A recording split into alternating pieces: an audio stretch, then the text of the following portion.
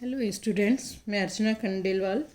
हम लोग जो चैप्टर पढ़ रहे हैं कॉन्सेप्ट ऑफ इथोलॉजी में, जिसमें मैं आप लोगों को कई तरह के कॉन्सेप्ट्स जो हैं, जैसे कि फिक्स्ड एक्शन पैटर्न है, मोटिवेशन है, ये कॉन्सेप्ट्स मैंने आप लोगों को पढ़ाए हैं। आईआरएम मैंने आप लोगों को पढ़ाया है।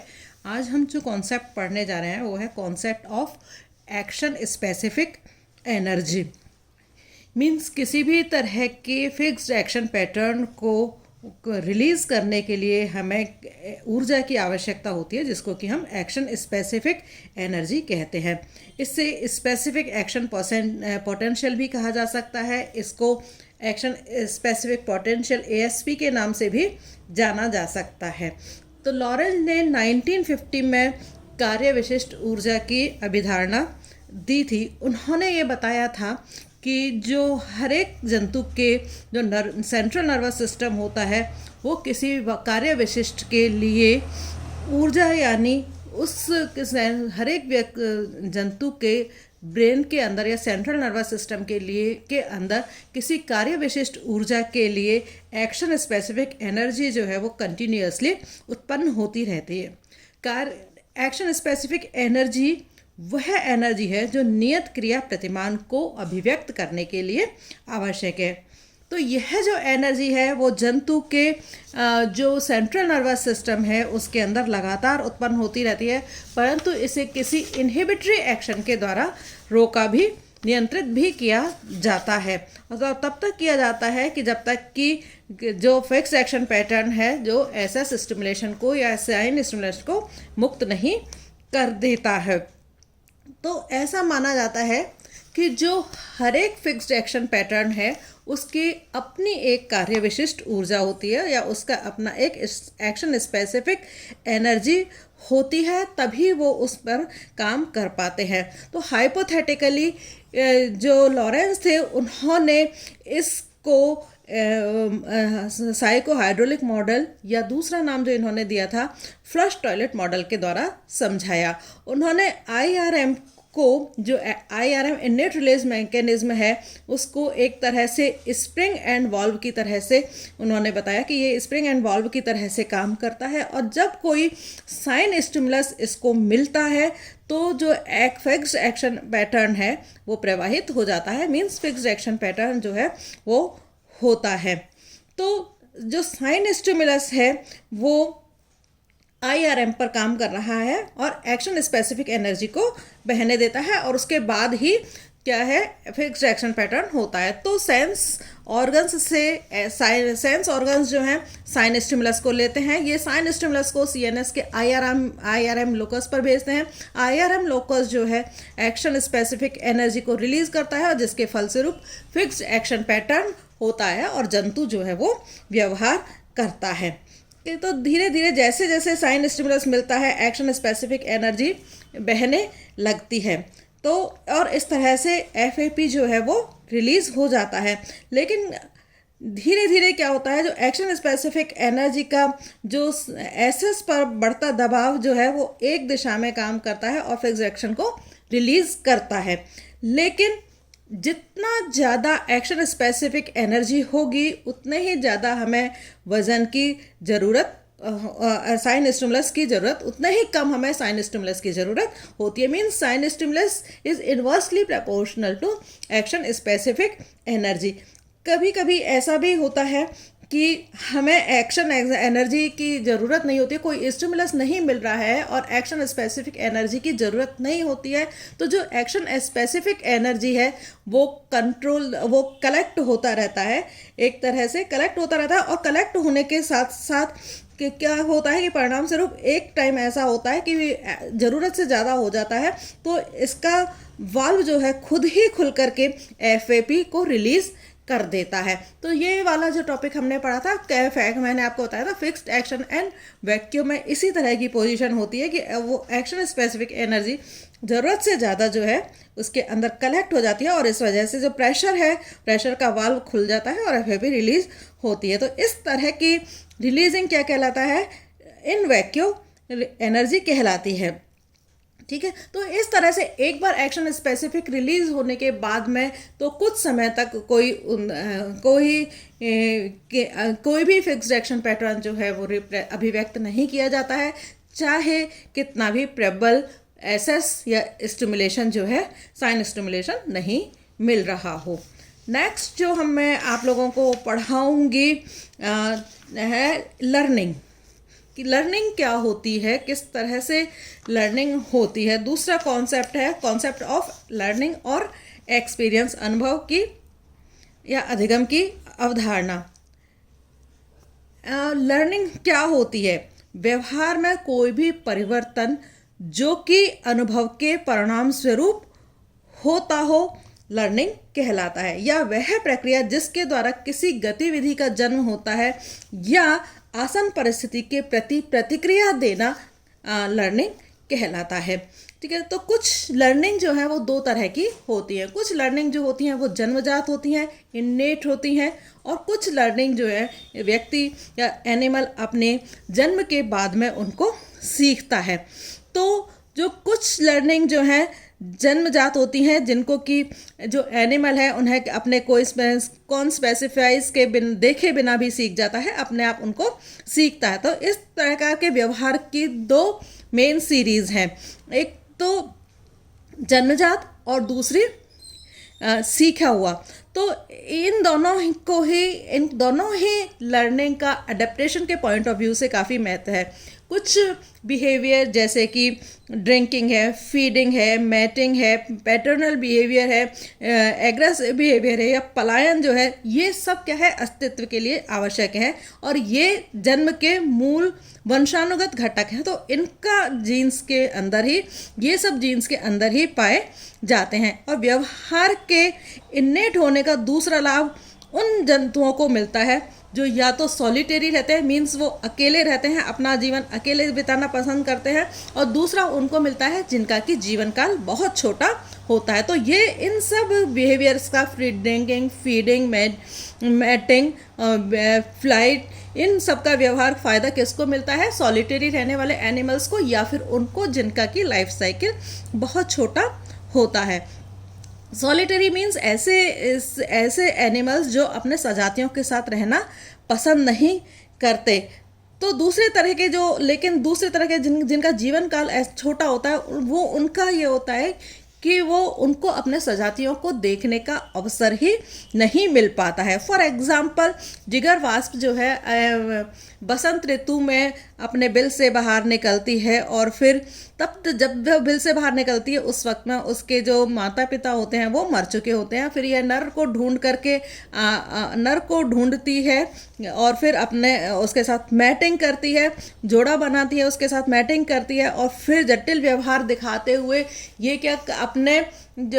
दिखाते हुए ये बिल खोदती है, कई कमरों वाला बिल खोदती है, फिर एक कैटरपिलर लार्वा को मारती है और उसे बिल तक लाती है, और बिल में इसके बाद में वो बिल के अंदर अपने अंडे देती है, और अंडे देने के बाद में वो मर जाती है। तो यह जो सब काम करती है वो कुछ ही सप्ताह में हो जाता है, और तो इस तरह से जो वास्प है उसका जो लाइफ साइकिल है वो काफ़ी कम होती है। इसको अपने जो पेरेंट्स हैं, पालक हैं, उनको देखने का मौका ही नहीं मिलता। यदि उसे प्रत्येक कार्य दूसरों को देखकर सीखना होता तो संभवतः वह कभी इस व्यस्त कार्यक्रम को पूर्ण न कर पाती। तो सभी जटिल जो व्यवहार हैं वो जीन्स से नियंत्रित होते हैं। इसका मतलब ये नहीं है कि कुछ जंतु सीखते ही नहीं हैं या वो कुछ उनमें सीखने की क्षमता ही नहीं होते। बहुत सारे व्यवहार ऐसे होते हैं।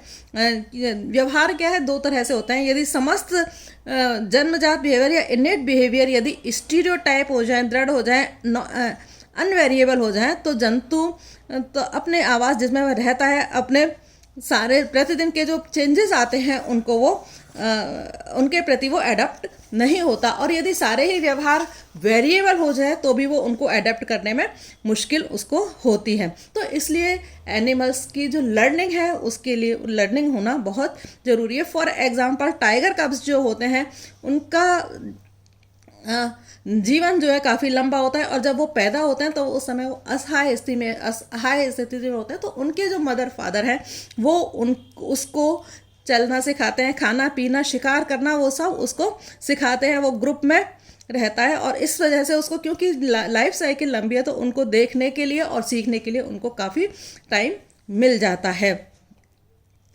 तो ये इस तरह के जो जन्मजात बिहेवियर हैं, जन्मजात बिहेवियर जो हैं वो इवोल्यूशन की दृष्टि से काफ़ी इम्पॉर्टेंट होते हैं।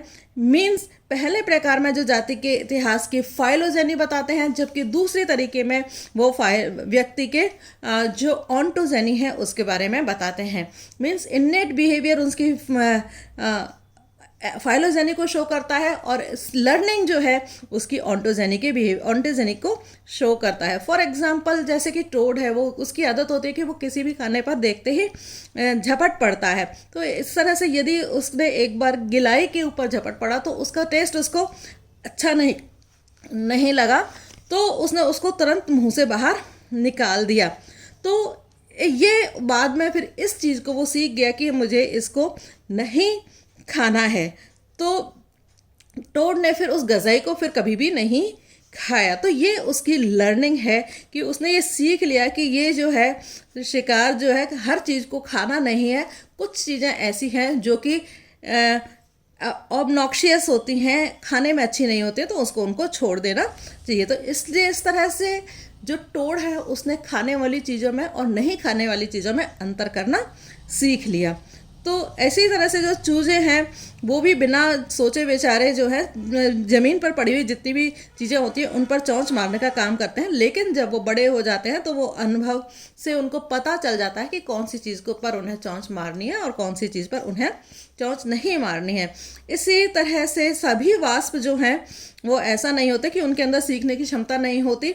फाइलेंथस ट्रायंगुलस जो वास्प होती है उसके अंदर सीखने की क्षमता होती है। वो जब अपने बिल से बाहर निकलता है तो पहले वो अपने बिल के चारों तरफ अच्छी तरह से देख लेता है और उसकी अपीयरेंस को पहचान लेता है, और जब वो वापस अपने बिल के अंदर आता है तो वो उस अपीयरेंस को ही देखने की कोशिश करता है। तो इसका मतलब उसके अंदर भी जो लर्निंग प्रोसेस है, जो लर्निंग है वो उसके अंदर भी होती है। तो जैसे बर्ड्स में भी लर्निंग प्रोसेस पाई जाती है, स्नेल्स जो होते हैं उनमें भी लर्निंग प्रोसेस पाई जाती है, और अलग किए हुए जंतुओं को लर्निंग की जो प्रोसेस है उसमें वयस्क जंतुओं के सीखे और इन्नेट बिहेवियर का विभेदन करना बहुत मुश्किल हो जाता है। तो लर्निंग का जो सबसे अच्छा एग्जाम्पल है वो है ईमो के द्वारा जो स्वीट पोटैटोज होती हैं उनको पहले एक हाथ से धोना और दूसरे हाथ से उनकी मिट्टी को हटाना। तो ये उसने खुद ही सीखा था, और उसके बाद में उनके ग्रुप के जितने भी एनिमल्स थे उन सब ने इसको सीख लिया। इसी तरह से उन्होंने गेहूं को साफ़ करना भी सीखा कि वो अपनी मुट्ठी भर गेहूं लेते और पानी में डाल देते, पानी मिट्टी जो है नीचे बैठ जाती है और गेहूं को ऊपर से छान लेते थे। तो इस तरह से लर्निंग जो है वो सीखी जा सकती है। नाउ जो लर्निंग होती है वो दो तरीके की होती है। कौन कौन सी है? एक तो फ्लेक्सिबल लर्निंग और दूसरी होती है रेस्ट्रिक्टेड लर्निंग। फ्लेक्सिबल लर्निंग में जिसमें हम हैबिचुएशन पढ़ेंगे, ट्रायल एंड एरर पढ़ेंगे, क्लासिकल पढ़ेंगे, इंस्ट्रूमेंटल पढ़ेंगे, ये सब लर्निंग जो है हम किस में पढ़ेंगे? फ्लेक्सिबल लर्निंग में, जो कि ट्रायल एरर के द्वारा होती हैं, जो कि बदलती रहती हैं। रेस्ट्रिक्टेड लर्निंग जो है इसमें हम इम्प्रिंटिंग पढ़ेंगे, जिसमें इम्प्रिंटिंग जो है जो इस तरह से होती है कि एक बार यदि स्थापित होने पर तुलनात्मक रूप से परिवर्तनों के प्रति प्रतिरोधी हो जाती है, मीन्स अपरिवर्तनीय होती है इम्प्रिंटिंग। नाउ सबसे पहले मैं आप लोगों को पढ़ाऊंगी इम्प्रिंटिंग। कॉन्सेप्ट ऑफ इम्प्रिंटिंग क्या होता है। इम्प्रिंटिंग उस अभिक्रिया को रिप्रेजेंट करता है जिसमें एक जंतु का शिशु किसी अन्य जंतु वस्तु के साथ घनिष्ठ एसोसिएशन कर लेता है और फिर उसे अपने व्यक्तित्व के साथ आइडेंटिफाई करने लग जाता है। उसको ही हम इम्प्रिंटिंग कहते हैं। तो जंतु अपने अनुभव से जीवन भर, प्रेक्षण से, अनुभव से सीखते रहते हैं, परंतु जंतुओं के जीवन में कुछ अवस्थाएं ऐसी भी आती हैं जिस टाइम पर उनकी जो लर्निंग पावर है वो सबसे ज़्यादा होती है। लर्निंग सीखने की जो क्षमता है वो सबसे ज़्यादा होती है। बहुत से जंतु, यहाँ तक कि एनिमल्स भी ऐसे विशिष्ट पीरियड से गुजरते हैं, जबकि किसी अन्य पीरियड के कंपैरिजन में, तुलना में उस खास पीरियड में उनकी क्षमता जो है वो सबसे ज़्यादा अधिक होती है। तो ये जो इम्प्रिंटिंग की जो कॉन्सेप्ट है ये के लॉरेंस नाम के जो साइंटिस्ट थे उन्होंने अपने दिया, और उन्होंने अपनी बुक किंग सोलोमन रिंग्स में इसके बारे में बहुत सारे जो एग्जाम्पल्स हैं उन्होंने बताए हैं। तो कई एनिमल्स जो ऐसे होते हैं जंतुओं में, ये इम्प्रिंटिंग जो है एनिमल्स के जीवन में जन्म या अंडे से निकलने के तुरंत बाद एक पीरियड शुरू होता है। ये पीरियड जो है जाति के अकॉर्डिंग होता है, जो कि कुछ दिनों का हो सकता है, हफ्तों का हो सकता है, महीनों का हो सकता है या वर्षों का हो सकता है। तो इस इम्प्रिंटिंग के इस पीरियड को क्रिटिकल पीरियड हम कहते हैं, जबकि जंतु के सीखने की क्षमता जो है सबसे ज़्यादा होती है। तो ऐसे एनिमल्स जो अपने पालकों के पीछे चल चल करके उनको पहचानना सीखते हैं, शल्स के अकॉर्डिंग इनको फाइलियल इम्प्रिंटिंग कहते हैं। और यदि यह पीछे घूमता निर्बाध कंटिन्यूसली जारी रहता है तो अधिगम के बाद में जंतु के एडल्ट होने के बाद में वो अपने जोड़ीदार को पहचानने का काम भी इसी तरह से करता है। तो इस तरह से इसको हम सेक्सुअल इम्प्रिंटिंग कहते हैं। तो इम्प्रिंटिंग जो है दो तरीके की हो गई, कौन कौन सी? एक तो फाइलियल इम्प्रिंटिंग और दूसरी है सेक्सुअल इम्प्रिंटिंग। फाइलियल इम्प्रिंटिंग में जो बच्चे पैदा होते ही जन्म से अपने पालकों के पीछे चलते हैं, इस तरह की प्रिंटिंग को हम फाइलियल प्रिंटिंग कहते हैं। जब यही बच्चे बड़े होकर के जब अपने जोड़ीदार के साथ में पेयर बनाते हैं तो इसको हम सेक्सुअल इम्प्रिंटिंग जो है हम कहते हैं। पर ये सच है कि जंतु के बाल्यकाल में जो क्रिटिकल पीरियड होता है वो बहुत ज़्यादा होता है, जिसमें कि वह बहुत सारी चीज़ें सीखता है, और एक बार ये पीरियड ख़त्म हो जाता है तो उसको सीखने की क्षमता ख़त्म हो जाती है, चाहे फिर आप उसको कितना भी सिखाते रहो। कॉनरेड लॉरेंस ने एक एग्जाम्पल किया था, उन्होंने देखा कि अंडे से निकले जो चूजे होते हैं वो प्रीकॉक्सिया होते हैं, मीन्स आत्मनिर्भर होते हैं। तो ये आत्मनिर्भर चूहे जैसे मुर्गी बतख या जैसे ही बाहर निकलते हैं वो चलना फिरना शुरू कर देते हैं, और उस समय में उन्हें जो चलती फिरती चीज़ नज़र आती है वो उसी के पीछे चलना शुरू कर देते हैं। तो यूजुअली ये चलती फिरती चीज़ उनके लिए पहले पेरेंट्स ही होते हैं, लेकिन यदि चलती फिरती चीज़ पेरेंट्स नहीं है तो ये किसी भी इंक्यूबेटर के पीछे या किसी मनुष्य के पीछे भी ये चलने फिरने की शुरुआत कर देते हैं। और यदि बतख के चूजे चलने की शुरुआत मनुष्य के पीछे करने से करते हैं तो बड़े होने के बाद में भी या वयस्क होने के बाद में भी ये बतखों के पीछे चलने की बजाय ये ह्यूमन बीइंग्स के पीछे ही चलना पसंद करते हैं। और इसके अलावा वो ऐसा बिहेवियर करते हैं जैसे वो मानव की ही जाति के हैं और उन्हीं के साथ ही वो पेयरिंग करने की कोशिश करते हैं। आप लोगों ने देखा होगा जंगल, आपने मोगली वाला सीरियल जो है वो देखा होगा कि जंगल में रह करके उसका जो व्यवहार है वो एनिमल्स के ही जैसा हो जाता है, कि मीन्स जैसा आप बचपन में देखते हो वैसा ही वो सीखते हैं। तो जंगलों या प्रकृति में नवजात जब अपने पालकों को देखते हैं तो उनके पीछे चलकर उनके पीछे चल करके ही वो मैट्स को अपने पहचानने की कोशिश करते हैं। यदि पालक किसी वजह से अपने बच्चों को छोड़ जाएं या पालक किसी वजह से मर जाते हैं तो ये बच्चे किसी दूसरी जाति के जंतुओं का पीछा करने लग जाते हैं, जिसे कि उन्होंने अपने क्रिटिकल पीरियड में देखा हो, और वो उन्हीं पालकों के और उन्हीं के ही पीछे वो चलना शुरू कर देते हैं। तो भैंस है, गौर है, इनको बछड़ों को हमने ज़्यादा को कई बार हम घोड़ों और जेबरों के बछड़ों को कार के पीछे हुए भी जाते देखते हैं। तो मनुष्य के द्वारा तो इस तरह के बहुत सारे एग्जाम्पल्स हैं जिसमें कि जो एनिमल्स हैं जिनके क्रिटिकल पीरियड में जो इम्प्रिंटिंग जो है वो बहुत ज़्यादा होती है, और एक बार जिनसे हो जाती है वो उसी से ही अपना एसोसिएशन जो है वो बना लेते हैं। तो कई बार यदि मूवमेंट यदि लकड़ी के खिलौने के साथ में भी होता है तो जंतुओं का जो अध्ययन करें इम्प्रिंटिंग जो है वो भी उनके मॉडल्स के या मूविंग जो मॉडल्स होते हैं उनके साथ में ही उनकी इम्प्रिंटिंग हो जाती है। तो ज़्यादातर जो मूविंग और शोर मचाने वाले मॉडल होते हैं वो कंपैरेटिवली ज़्यादा इफ़ेक्टिव होते हैं, और जिससे कि वो जो कि ज़्यादा इफ़ेक्टिव होते हैं। सोशलाइजेशन और जंतु के किसी सामाजिक समूह का हिस्सा बन सकने की क्षमता बहुत सीमा तक उनके प्रारंभिक प्रारंभिक जो एक्सपीरियंस होते हैं उनके ऊपर निर्भर करते हैं। यदि किसी बच्चे को 2 से 6 साल तक किसी सामाजिक ग्रुप में या सोशल ग्रुप में नहीं रखा जाता, जैसे कि उसको स्कूल भेजें या आसपास के बच्चों से ना मिले या खेलने के लिए नहीं भेजें, तो वो शाय नेचर के हो जाते हैं और लोनर्स जो हैं वो हो जाते हैं। तो इस तरह से बच्चों में एक तरह का सिंड्रोम पैदा हो जाता है जिसको कि डिप्राइव्ड सिंड्रोम कहा जाता है। इस सिंड्रोम में बेचैनी रहती है, गुस्से वाला व्यवहार हो जाता है, उनको कुछ अच्छा नहीं लगता है, एरो शिकर हो जाते हैं वो। और तो इस तरह से लॉरेंज के अकॉर्डिंग इम्प्रिंटिंग जो है निम्न कारकों के कारण एक अद्वितीय प्रकार की लर्निंग है। कौन कौन से खास बात क्या है इम्प्रिंटिंग की? ये जीवन का प्रारंभिक काल में एक छोटे से सुग्राही काल में ही होता है। दूसरा जो पॉइंट है यह काफ़ी स्थायी होता है और अक्सर जंतु के अंदर जीवन भर रहता है। ये जंतु के सोशल सेक्सुअल बिहेवियर को भी प्रभावित करता है। तो ये 3 इम्पॉर्टेंट फैक्टर्स हैं जो कि इम्प्रिंटिंग के लिए इम्पॉर्टेंट हैं। प्रारंभिक काल में सुग्राही होना, स्थायी होना, जीवन भर रहना और सोशल सेक्सुअल बिहेवियर को प्रभावित करना। Thank you very much.